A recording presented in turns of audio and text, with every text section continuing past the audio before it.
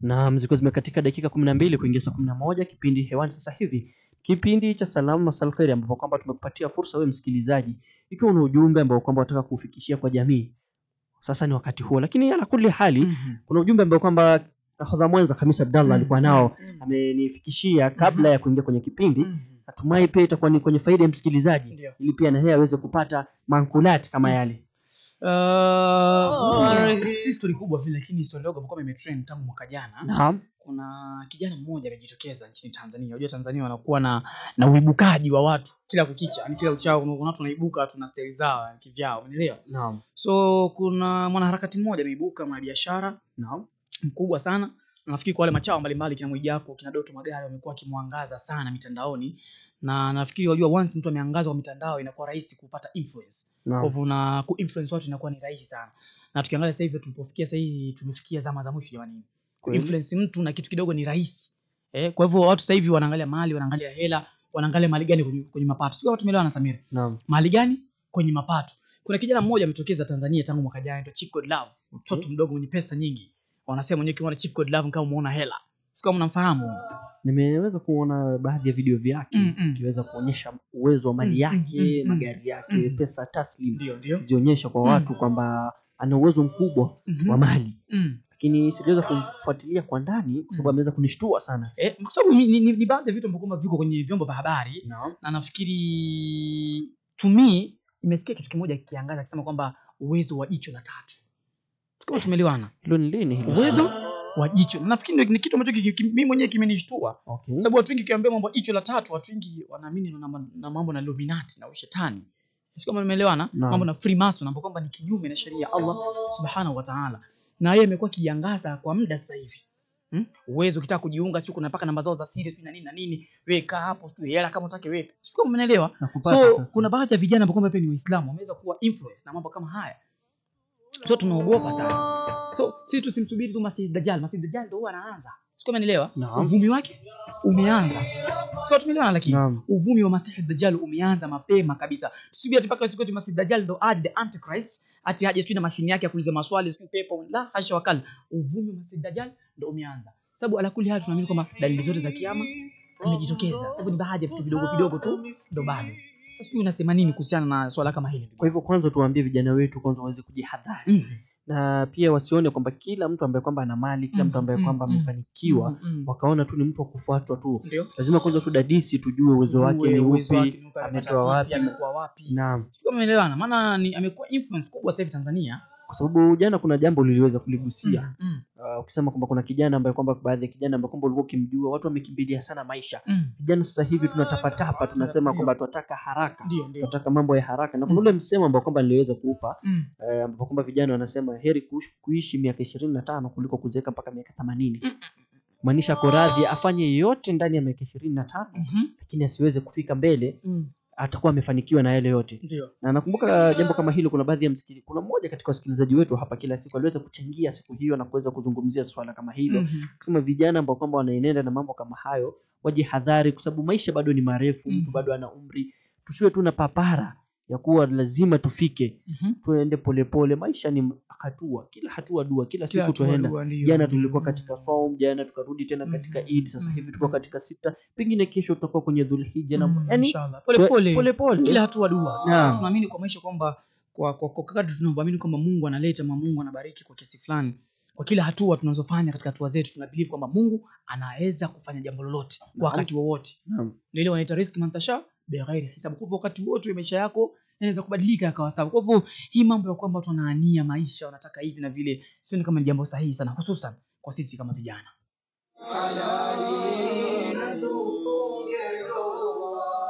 Mwanangu songa karibu nikueleze, nikwambie taratibu usikize. Mwanangu songa karibu nikueleze, nikwambie taratibu usikize. Tafuta mwenye adabu nikuoze, wala sione ai. Naam, assalamu alaikum. Tukizidi kusonga na sisi songo bingo jamani. Dakika 17 zikatika baada ya saa 11 saa za Afrika Kati na Mashariki, ikiwa tumezidi kujaja au munani wavuvi wa samaki kwenye bahari ya tsunami. Hatuna la kusema isipokuwa ni kuhakikisha kwamba samaki wako unawapata wakiwa ufukweni. Ala kuli hali, haya kuna jumbe umetumwa hapa nasema assalamu alaikum warahmatullahi wabarakatuh. Salamu kwenu na stafu wote wa Ikra. Salamu kwa Fauzia Modoni, Saum Hussein Ramadan, Mustafa Muli Gidurai, Abu Muhammad Muhubir Ramadan, bwana fundi huyo, Salat Hassan, Ibrahim Lidhome bin Juma, Abu Bakar Isa, Soki Mao, Mariam Pangani, Mama Amina kutoka Umoja, Abdallah Kase Kitui, Ibrahim Muinde akiwa Yusuf Kilonzo na Suleiman Hassan Mwaki na Shushain, mshikaji wangu sana huyo kutoka maeneo Machakos, na Waislamu wote tuswali kabla hatujaswaliwa. Nashidi Subira, jambo la heri. Harun Modi kutoka Makutano ya Mwala. Na kumsengenya mwenzio ni kama kumla nyama. Nashidi hiyo mabrur, Nashidi mabsuta kwa kutufikisha muda dakika 20 saa 11 saa za Afrika Kanda Mashariki. Tunazidi kusonga msikilizaji, la kuli hali tunakupatia fursa kokote ulipo. Kuradhi, tunakupatia fursa msikilizaji kokote ulipo, tuambie kwamba ungependa kumsalimia nani ukiwa wapi, ama utakuja hewani, ama tutumie jumbe fupi. Samir, ama tutumie arafa, utuambie kwamba ungependa kumsalimia nani ukiwa wapi. Lakini ala kuli hali yote 9:10 usisahau kwamba utuambie kwamba ujumbe wako kwa jamii kwa ujumla ni gani. Ala kuli hali, naona Samir, Mheshimiwa Rais William Samoei Ruto naona bado yuko Central kwa watu wa Mrima kule, watu wa Thika Road unajuja, ndugu zetu hawa, na nahisi kwamba kama tulivyoongelea juzi kwenye awamu ya pili kama sikosea, kwamba tangu kubanduliwa kwa naibu rais Bwana Rigathi Gachagua kumekuwa na sitofahamu ama kumekuwa na songo mbingo baina ya Mheshimiwa Rais na watu wa Central.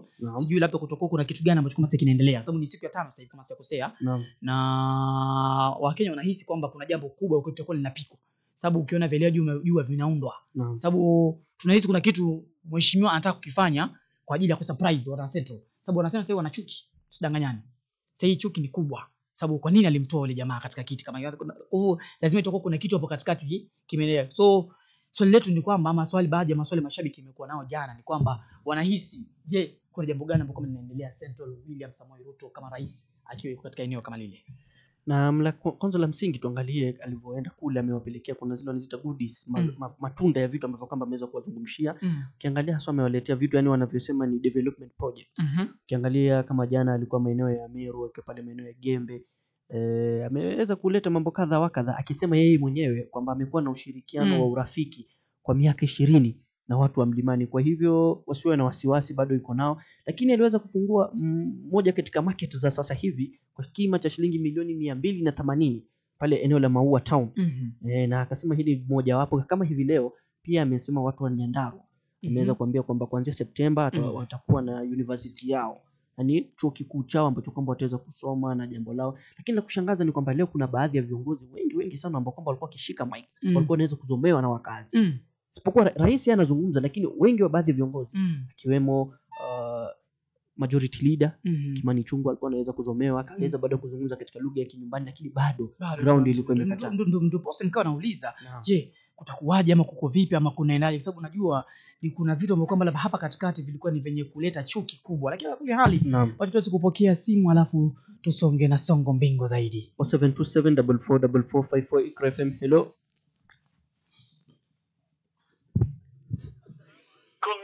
Warahmatullahi ta'ala wabarakatuh. Wa alaykum assalam wa rahmatullahi wa barakatuh. Fundi Muhbir Ramadan bwana, nashukuru sana mabwiji katika taaluma ya utangazaji, vijana wa Gen Z wenye kipawa kizuri mashaallah. Shukran sana. Na pacha wako Samir Hassan, nawaombea kila la kheri na wapongeza kwa kazi njema na wasalimu nyinyi. Shukran sana. Pamoja na manager wenu Muhammad Baidar kuzima la Radio Ikra. Salamu zifike kwa rais wa mashabiki Sheikh tunayemwenzi na kumpenda Fadilatu Sheikh Hafidhullah al-Alama Sheikh Abu Muhammad. Mungu amjalie majazo mema yeye na familia yake. Na Waislamu wote kwa jumla mahali popote walipo na waombea kila la kheri. Naam. Kama mlivyosema, kwanza rais wa taifa Mheshimiwa Ruto anapanda mlima, anapeleka maendeleo, hiyo kazi yake. Mungu amuongoze, afanye uadilifu katika kazi yake, ndio ambaye Mungu ndio jalia akapata urais. Pia tuna rais wetu wa mashabiki ambaye kuanzia juzi anatambaza furaha kwa mashabiki wa Radio Ikra kwa kutupa airtime. Kwa hivyo wale wote ambao wamepata airtime wazidi kumwombea Sheikh wetu kila la kheri, na wale ambao labda kujaliwa kupata next time hakuna shida sababu watu ni wengi. Kwa hivyo wale wamepata inshallah Mungu azidishie kheri, waingie hewani wasalimie watu na wazungumze na jamaa zao. Ujumbe wangu kabla ya kuondoka hewani, naam habari, wamezungumza kuhusu vijana na nimeguswa sana. Wajua kuna baadhi ya vijana hata wanakufuru Hamid Abdalla. Naam. Anasema heri niwe jibu wa Ulaya kuliko kuwa mwanadamu wa Afrika. Subhanallah. Wa inna ilayhi raji'un. Msiba huu. Vijana, siri ya kuomoka kwa lugha yenu, siri ya kuomoka ni kufanya kazi kwa bidii. Ndio. Kufanya kazi za halali, na waelewe ya kwamba riziki iko mara mbili. Kuna riziki inatoka ardhini na kuna riziki inatoka mbinguni. Ndio. Na mtoaji ni Allah subhanahu wa ta'ala. Kile ambacho amekupa ndiyo chako. Usiingilie katika ibada za uliminati, usiingilie uchawi, usiingilie madawa ya kulevya na kadhalika. Utajiri wa aina huo utakupeleka motoni. Wewe ridhika na kile Allah amekupa, sababu hii dunia ni sehemu tunapita na tunaondoka. Ndio. Mwisho kabisa, pia madada zetu tunawaambia, utasikia baadhi ya madada zetu wakisema afadhali nikaolewe, nikalie kwa mwenye Mercedes Benz kuliko nikapate furaha kwa mwenye nduvi, yani pikipiki. Haula wala quwwata illa billahi alazim. Waelewe ya kwamba kufuata jibaba kwenye majumba na magari na kuabudu Mwenyezi Mungu. Mwanaume mwema ni yule ambaye mwenye dini na tabia njema. Hata kama anapeleka nduvi, maadamu ana dini na tabia njema, umepata furaha. Assalamu alaykum wa rahmatullahi wa barakatuh. Wa alaykum assalam wa rahmatullahi wa barakatuh. Haya msikilizaji, ni Mfabiri Ramadhani bwana huyo, kama kaida yake mzee wa kunogesha, mzee wa kuwakoroga kabisa. Anasema jamani, mwanadada basi waweze kuangalia mwenye dini na mwenye heshima kwa Allah subhanahu wa ta'ala, wasiangalie tu mwenye majumba na Mercedes Benz. Haya, Ikra FM, hello. Ikra FM, hello. Ikra FM, hello. Mzuri sana. Sauti yako iko chini sana. Sauti iko chini sana. Naam. Uko. Sauti yake iko chini sana. Simpati vizuri. Pengine Ikra FM, hello. Ameweza kutoweka, lakini sauti yake iko chini sana. Kwa maeneo ambayo kwamba hatuna internet nzuri. Lakini kugusia hili swala ambalo kwamba aliyetoka hewani sasa hivi katika baadhi ya mashabiki akizungumzia wakati juzi tukimalizia tarawih katika ile tukahitimisha pale, baada ya watu kusomaliza kuswali tarawih, imam aliweza kuinuka na akaambia msikitini kwamba ana wazo, ana rai, kwa sababu vijana ambao kwamba sasa hivi wanaswalisha tarawih ni vijana mabarobaro, ni vijana majenzi, ni vijana bado hawana nyumba zao. Akaomba rai ikiwa kuna baadhi ya wazee wangelitaka watoto wao wachukuliwe na vijana kama wale, kwa sababu ni vizuri, ni heshima kwamba vijana kama wale wanakuswalisha, ndio vifaa kitabu cha Allah. Lakini la kushangaza ni kwamba wengi katika wale ambao kwamba yani hakuna wengi waliojitokeza kusema mimi nitapeana mtoto wangu, mimi nitapeana dada yangu, mimi nina binti yangu. Lakini mama kuuliza swali akashangaza, hapa hivi kuna watu ambao kwamba wamehifadhi Qur'an, ni mahafidh, lakini watu hawataki. Lakini tukienda kwa vijana ambao kwamba dini yao ni ya kwenda mbele na kurudi nyuma, watu watajipeleka kule, alafu mwisho wa siku tutashida tukiulizana kwamba mbona watoto wangu wako namna hii, mbona vijana wangu wako namna vile. Na umepewa fursa wewe na mtu ambaye kwamba ni mjuzi wa dini, alhamdulillah, uendeleze nyumba yako na vitu kama vile, lakini hutaki yako kwa ujumla. 0727444454 Ikra FM, hello. Shukran sana Samir Hassan, shukran sana huyu Khamis Abdullah. Naam, huyu ndio Abu Muhammad. Bismillah, ثم الصلاة والسلام على الحبيب المصطفى محمد عليه الصلاة والسلام. وإنه سلام. شكرا sana. Naongozana meneja wenu Muhammad Baheza, Daktari Muhammad Baheza. Mwenyezi Mungu awabariki na wote biidhnihi taala. na umma kwa jumla, Waislamu na wasiokuwa Waislamu wa Kenya wote. Salamu ni kwao. Shukrani sana ndugu yangu mhubiri Ramadhan. Mungu Subhana ubariki ahurumie mzee wako, mzee wetu, sheikh wetu na mama Halima, Mungu abariki na wamama wote. Na Muhammad wote na Ahmed wote, salamu ni kwao. Tungeni sana hiyo jina. Ndio jina ya Muhammad ibn Abdullah. Ndio jina yake Muhammad na Ahmad Ashir, salawatu rabbi wa salamu alayhi. Wote Mwenyezi Mungu atuongoze biidhnihi taala. Nikianza hapo alianza ndugu yangu mhubiri. Rais mara ya kwanza Mwenyezi Mungu ndio melete. Wote viongozi ameletwa na Mungu. Sikulete kwa sababu wao wanajua sana. Sikulete kwa sababu wao wanapenda sana, hapana. Kuna imtihani hapo. Angalia umelete, amejaribu kupinga lakini wapi? Mwenyezi Mungu ameweka mali, ameweka. Angalia hivi sasa iko milimani huko sehemu hiyo. Rais ajabu huyo. Huyu ni shujaa kwanza. Wacha tuseme kweli ya mambo, kama ingekuwa mwingine hata ingeenda. Maana ingegopa. Maneno akakuwa mingi. Hata karibisha. Hivi na vile. Lakini jamaa ameingia na watu wamefuata. Sisi hatujui ile roho iko ndani, katika roho hatujui. Lakini dhahiri ya mambo amevamia, wote walikubali, wote walichangilia, wote walifuata, wote walisema. Hiyo lazima watu wajue, na mimi naombea yeye. Naombea na viongozi wengine. Mwenyezi Mungu Subhanahu wa Ta'ala waongoze. Iwe ni viongozi ya dini, iwe ni viongozi ya siasa, iwe viongozi ya msikitini, iwe viongozi ya vijana, iwe viongozi wa mama, iwe viongozi wa baba, wote wanaojiita viongozi. Mwenyezi Mungu, iwe majifu, iwe ni mawaziri, wote Mwenyezi Mungu Subhanahu wa Ta'ala waongoze. Na himiza Kenya pia tuombe. Wacha kumlaani viongozi. Nyinyi ndio melete. Kura yenu ndio melete. Sasa badala kuombea Mwenyezi Mungu aongoze, wacha kumlaani.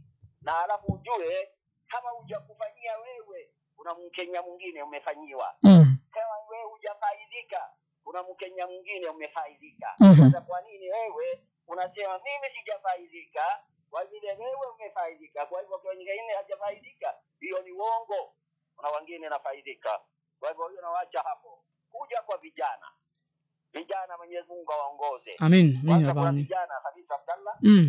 Angalia ni mokosa paka akajiangalia na kioo.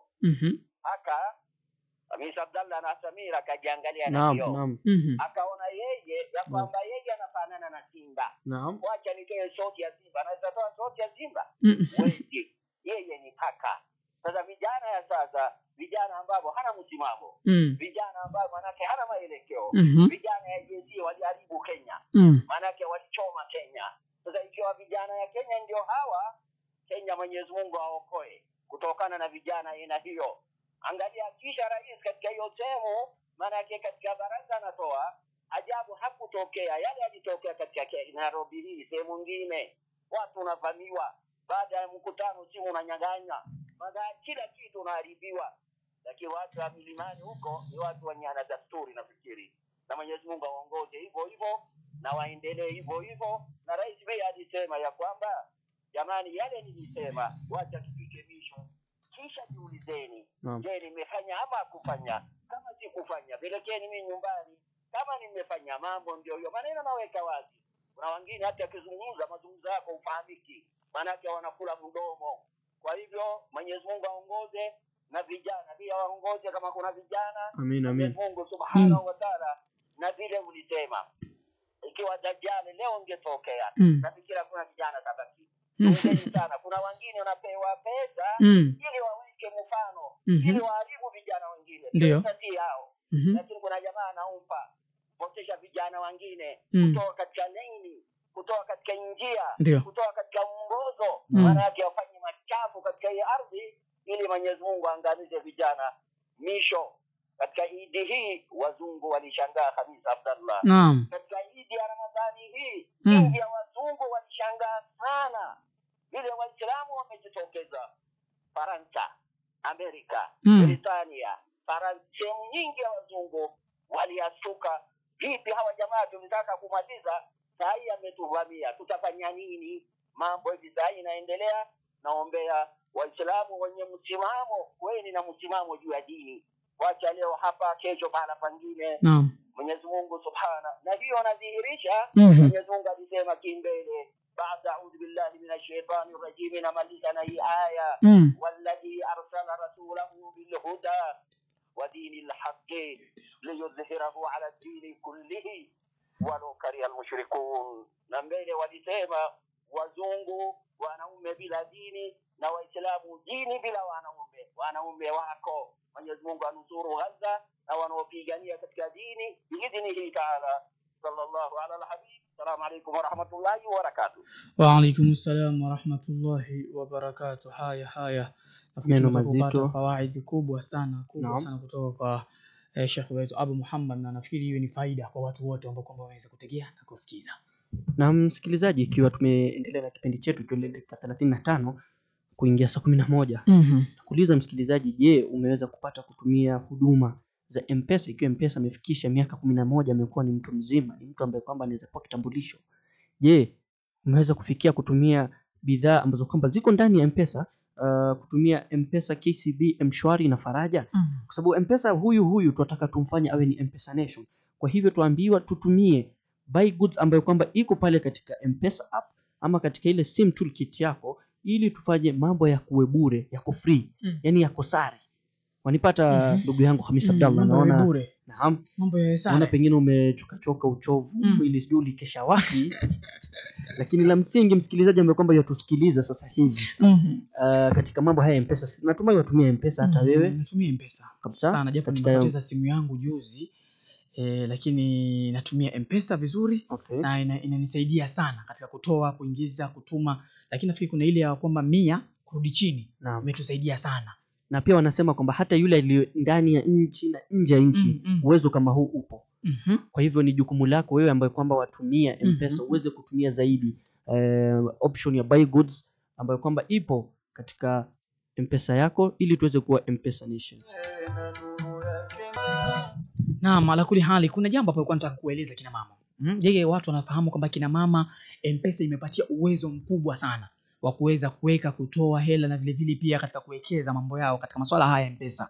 Na nafikiri ni swala kuu ambalo kwamba limewapa kina mama kwamba wanaweza kufanya maamuzi yao wao wenyewe. Kama tumeelewa na Samir. Yaani hii M-Pesa imekuja in such a way that kuwapatia kina mama uwezo wa kufanya maamuzi yao wao wenyewe. Sababu kwa muda mwingi sana kina mama wamekuwa wakidunishwa. Sio kama tumeelewana, lakini safari hii M-Pesa imekuja na style nyingine tofauti kabisa, kuhakikisha kwamba kina mama wanapata uwezo wa kuweka na kuwekeza na vile vile kufanya maamuzi yao wenyewe. Vile vile pia la kulihali tusahau kwamba M-Pesa hii moja imeweza kufikisha umri wa miaka 18.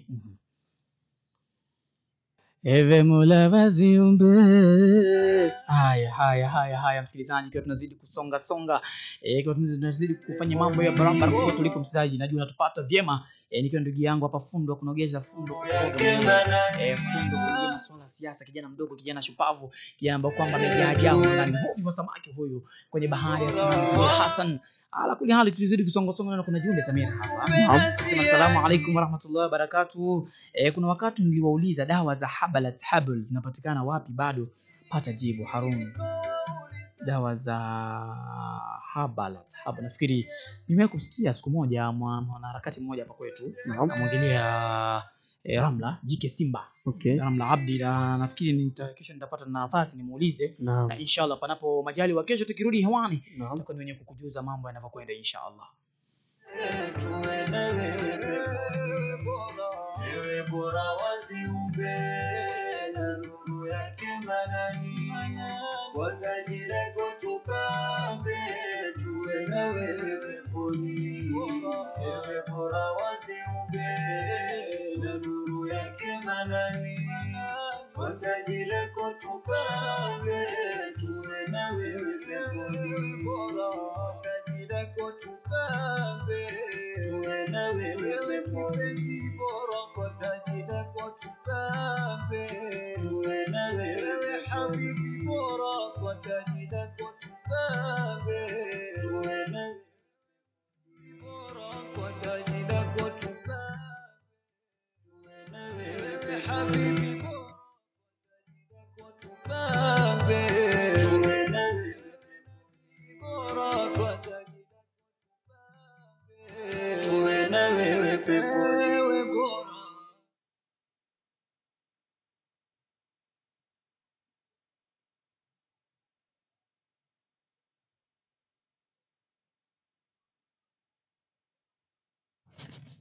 Na msikilizaji, ikiwa zimekatika dakika 43 kuingia saa 11, kipindi hewani sasa hivi ni kile kile cha Masal Khair, ambapo kwamba tunatarajia wengi wanapata fawaida, tukiendelea tukisonga, ikiwa ni mambo ya ndani ya nchi, ikiwa ni mambo ya nje ya nchi, ikiwa ni mambo ambayo kwamba yanatengeneza nyoyo, ni mambo ambayo kwamba yatatukurubisha kwa Allah Subhanahu wa Ta'ala. Hapa ndo pahali pake. Wanasema kazi ni kazi, hatujagui kazi, tubagui kazi, hapa job tu, hapa kweli.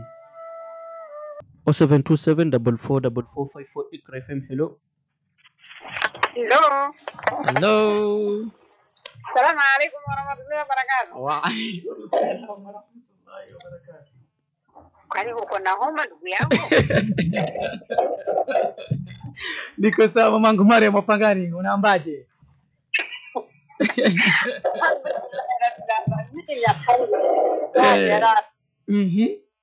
Lakini wewe sauti yako uko na homa kidogo. Mungu akubariki haraka ya Rabbi. Amin rabbil alamin. Amin mamangu. Wallahi hiyo sauti yako ninamejua kiko sana, kiko na homa ninajua. Anza salamu kwenu. Shukran sana. Watangazaji wote wa Hikra na walimu wake dini. Salamu zingine tendera iwetu wa Hikra pamoja na familia yake, Mwenyezi Mungu amubariki afya na afya ya Rabbi. Tekelizome rais wakili wetu apokee salamu zangu pamoja na familia yake na kakake, Mwenyezi Mungu amupe tiba ya haraka. Bila na kusahau Mbili Ramadhani pamoja na familia yake apokee salamu zangu na kaka yake, Mwenyezi Mungu amupatie tiba ya haraka. Amin ya Rabbi. Kila kutao na mzee wetu Akuli apokee salamu zangu. Na mzee, Mwenyezi Mungu amupatie umri mrefu na amupatie tiba ya haraka. Kila tarehe nasikia sikiri turi ya Rabbi, Mwenyezi Mungu amupe tiba ya haraka ya Rabbana. Amin ya Rabbi. Pia wapakilani, Mwenyezi Mungu amupe tiba ya haraka ya Rabbi.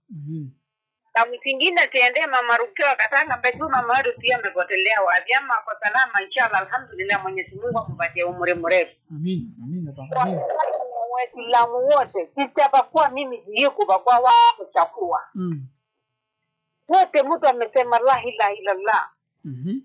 Kumupenda na moyo wangu wote kwa ajili ya Mwenyezi Mungu. Tuko hapa duniani. Ya Rabbi, kesho nikianguka barabarani ni nani ataniokota nikitukia mtu? Ninawapenda wote. Kwa sababu kesho nitaanguka niokotwe na watu na sijui ni nani. Na wale si Waislamu ninawasalimia na waambia karibu kwa Waislamu. Sisi manavaa nguo cha kazi na Ramadhani ikiisha janarudishwa pale mpaka Ramadhani nyingine utasikia mtoto akiambiwa we nipatie ile nguo yangu ya kazi zake zimefika. Mungu awasamee na maleta kwa dunia ya kweli, waache kusema nguo za kazi, nguo zetu si za kazi, nguo zetu ni za kuomba Mwenyezi Mungu. Ya Rabbi, Mwenyezi Mungu atuongoze duniani na kesho mlijama. Amin. Kutangulia mbele cha haki, Mwenyezi Mungu asamee dhambi zao na daima warehemu. Amin. Kama sisi na sisi kesho tutakuwa kama watu kwa nyuma yao. Na tukumbuke sana, kanda ni ile ile, kaburi ni kale, ukuri ni ile ngare ipakui Mwarabu, ipakui Muhindi, ipakui Mwafrika. Pale tukibizwa kwa pale kaburi ni nini? Mkondoro wangu wa kulalia ni mboksi, pelu kesi ni mawe. Nimewajile kwa mkondoro wangu kwa nyumba. Ya Rabbi, Mwenyezi Mungu atusamee dhambi zetu. Na wakati wangu wa kuondoka duniani, Mwenyezi Mungu anipe kalima. Nikumbuke kuko na wao Mariam, na kesho nitaondoka duniani. Ninaondoka na nini? La ilaha illallah Muhammad rasulullah. Ya Rabbi, Mwenyezi Mungu atulinde na manjia, tulinde na maji, tulinde na maji. Nyinyi hapo mko mnavukanike na babu ya kaburi, mnavukanike na moto wa jahannam. Shida namba la sote. Mahashindi hamuondolezie. Mulinde wa mama zenu vizuri na mkumbuke nyinyi watoto. Mjana yenu iko kenyayo cha mama zenu. Musiki wa mama zenu vizuri, mupate pepo. Itakuwa wazi. Tukimalizia unaambia nini? Nawaambia Ramadhani imeondoka, mgeni ameenda.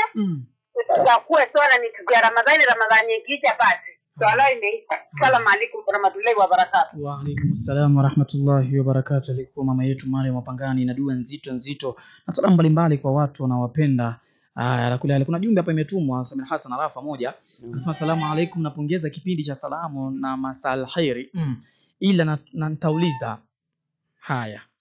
Anasema ila nitauliza Daktari Kazungu na Madina Idi, mbona siwasikii muda mrefu? Haya swali hili limeulizwa Daktari Fahamu Kazungu na Madina Idi, mbona hawasikii muda mrefu? Tuweze kupokea simu ya mwisho alafu tuweze kutamatisha kipindi hichi. Naam, Iqra FM, hello. Assalamu alaykum wa rahmatullahi wa barakatuh. Wa alaykum assalam wa rahmatullahi wa barakatuh. Samir Hassan, kweli nimesikia sasa, nimerudi kwa studio. Na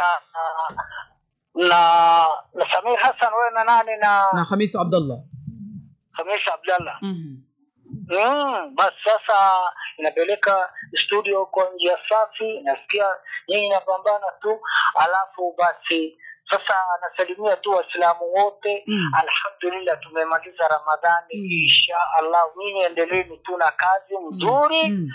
Allah tupatie afya njema. Assalamu alaykum wa rahmatullahi wa barakatuh. Wa alaykum assalam wa rahmatullahi wa barakatuh. Shukran sana mzee wetu huyu kutoka maeneo ya Limuru kule. Ala kule hali kuna jumba moja ya mwisho hapa kwa Samir tujaisoma. Na ningependa niisome kabla tuweze kutamatisha kipindi hiki cha leo. Anasema assalamu alaykum wa rahmatullahi wa barakatuh. Ni Abdul Salat Hassan. Na wasalimu mashabiki wote wakiongozwa na rais wa mashabiki Abu Muhammad. Ujumbe, jamani, hata kama Ramadhani imeondoka, ibada iko kama kawaida. Ujumbe kwenu nyinyi wavuvi wasovua samaki. Abdul Salat Hassan paka achome huyo. Haya. Anasema kama kawaida, ujumbe kwenu nyinyi wavuvi wasovua samaki katika bahari ya tsunami, mniwekee kasida afia na afua imwendee Abu Muhammad na wagonjwa wote. Haya, shukrani sana Abdul Salat Hassan. Nafikiri itabidi tutafute tuvue samaki leo hii usiku jamani, tumletee Abdul Salat Hassan kesho. Naam. Panapo majali wa samaki wake. Naam. Haya. Imekuwa ni tajamala njema, imekuwa ni Saada Nasudi, lakini nitakwambia asiye na ndoto ndiye wa kulaumiwa, na ndoto siye wa kulaumiwa. Ala kuli hali mimi sina cha kusema isipokuwa niwakumbusha tu kwamba hakuna asiyefaa katika maisha kama haya. Hakuna asiyefaa. Mtu siye nyao. Mganga ni Mungu, miti shamba ni imani tu. Kumbuka sisi ndio wavuvi wa samaki kwenye bahari ya tsunami. Hatuchagui kazi, hatubagui kazi. Kazi ni kazi. Hapa jobu. Tukutane kesho panapo majaliwa. Assalamu alaikum wa rahmatullahi wa barakatuh.